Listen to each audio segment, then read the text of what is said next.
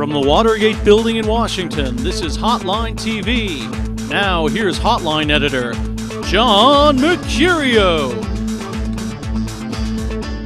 Welcome to Hotline TV, everybody. I'm John Mercurio. And I'm Mike Memoli. Kentucky Republicans go to the polls tomorrow in the Fletcher versus Northup primary. Let's bring in our Kentucky expert, Mike Memoli. Mike, thank you for joining us. It's good to be here. What do you expect? What's going to happen tomorrow? Well, we should preface by saying we're taping this a couple days early. That's correct. Something interesting may have happened over the weekend. The illusion of live television. But actually, surprisingly, Ernie Fletcher, who was indicted last year, who looked, was written off for dead, probably going to pull this out. How does he do that? Look, I completely decided he had lost. Part of it is just the good old benefits of incumbency. After he got indicted, they eventually reached a settlement to throw out the charges against him. And then he spent the next 6-7 months going around the state, handing out oversized checks, working crowds, doing that. But has Northup run a good campaign? That's the big issue. She kind of held out until even after she lost her congressional race. It was assumed she might jump in right away. She waited until January, and then when she did, she immediately went on the attack. And obviously it's hard to challenge an incumbent. It was a kind of a short campaign anyway, but she probably could have used some time to get her name ID built up around the state beyond just that woman who's attacking Ernie Fletcher. Right.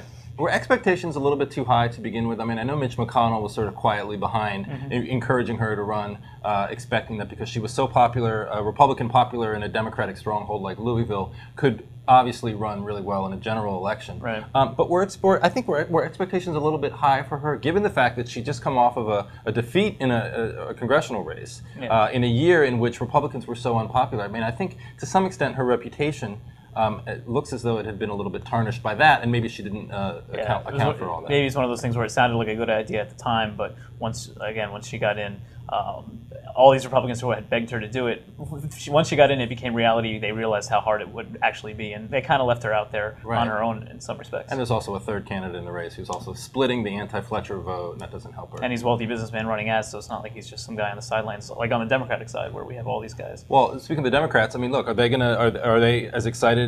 Should they be as excited as they probably will be on Wednesday if Fletcher is the nominee? Well, ironically, Northup's ads actually, one of them begins, "Why are these Democrats so happy?" And that's been her message, that Democrats are going to be just thrilled to have Ernie Fletcher as the nominee because they'll have 4 months, 5 or whatever it is till November to remind people of the scandals. But they might end up facing whoever the nominee is, which we still don't know because they have a crowded field. They might end up facing the same situation that Northup faced, where the more time goes away from these scandals, if nothing comes up new, it's going to be hard to topple an incumbent again. And it's hard to topple an incumbent, and it's really hard to topple a Kentucky governor. It's actually one of the, if not the most powerful governor's offices in the country. It has more sort of power, more authority over the state government than any other governor, I think, other than maybe New Jersey. Well, I would always say New Jersey. New Jersey is always strong, but Kentucky is always strong. I don't think, and I'm going to be wrong, and please viewers write in, but has there ever been a Kentucky governor defeated? Well, they had the one-term limit until recently, so that's true. There you go. So we've only allowed. Fletcher is only the second guy to. So I stand correct. Then I'm right. Then right. There's never been a Kentucky governor defeated. All right.